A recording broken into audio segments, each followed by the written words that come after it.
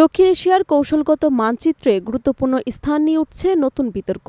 General Waker Lalmonirhat এবং ঠাকুরগাঁও বিমান ঘাঁটি পরিদর্শন করেছেন, যা চিকেন নেক করিডোরের কাছে অবস্থিত এবং ভারতের পূর্বাঞ্চলকে মূল ভূখণ্ডের সঙ্গে সংযুক্ত রাখে। ভারতের সামরিক বাহিনীর ৩ সদস্যের প্রতিনিধি দল ইতোমধ্যেই ঢাকা ত্যাগ করেছেন। ৪ দিনের সফরে ভারতীয় দলটির সৌজন্য সাক্ষাৎ করেছেন বাংলাদেশ সামরিক বাহিনীর শীর্ষ কর্মকর্তাদের সঙ্গে। যদিও গণ অভ্যুত্থানের পর ঢাকা সফরে আসা শীর্ষ এই ভারতীয় প্রতিনিধি দলের সঙ্গে সাক্ষাৎ করেননি বাংলাদেশের সেনাপ্রধান। তাহলে এ সময় কোথায় ছিলেন জেনারেল ওয়াকার? সম্প্রতি এ সম্পর্কিত প্রতিবেদন প্রকাশ করে হইচই ফেলে দিয়েছে নর্থ ইস্ট নিউজ। ভারতীয় গণমাধ্যমটির দাবি, এ সময় লালমনিরহাট এবং ঠাকুরগাঁও দুটি পুরাতন বিমান ঘাঁটি পরিদর্শন করেন তিনি।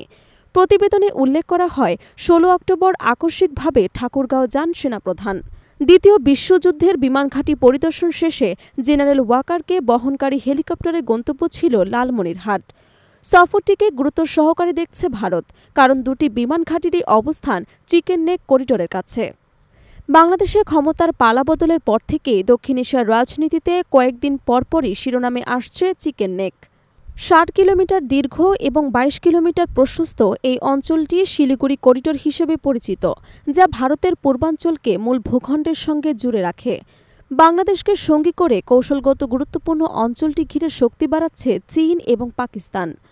ইউরাশিয়ান টাইমসের প্রতিবেদনে বলা হয়েছে, চিকেন নেক সংলগ্ন লালমনিরহাট জেলায় অত্যাধুনিক বিমান ঘাঁটি তৈরিতে আগ্রহী চীন। এতে চুক্তিভিত্তিক কাজ করবে পাকিস্তান। প্রতিবেদনে দাবি করা হয়েছে, গেল মার্চে চীন সফরে ড. মোহাম্মদ ইউনূসের সঙ্গে এ বিষয়ে আলোচনা করেন শি জিনপিং। কৌশলগত গুরুত্বপূর্ণ ঘাঁটিতে চলতি মাসেই কাজ শুরুর কথা রয়েছে। এর আগে লালমনিরহাট বিমানবন্দরে পাকিস্তানের JF-7 যুদ্ধবিমান প্রবেশের খবরে ভারতের রাজনীতিতে শুরু হয় তোলপাড়।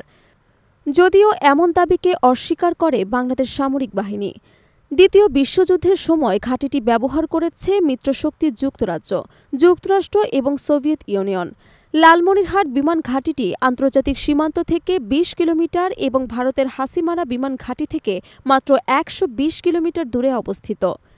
তাই সেনাপ্রধানের বিমান ঘাঁটি পরিদর্শন এখন আঞ্চলিক রাজনীতির আলোচনায়।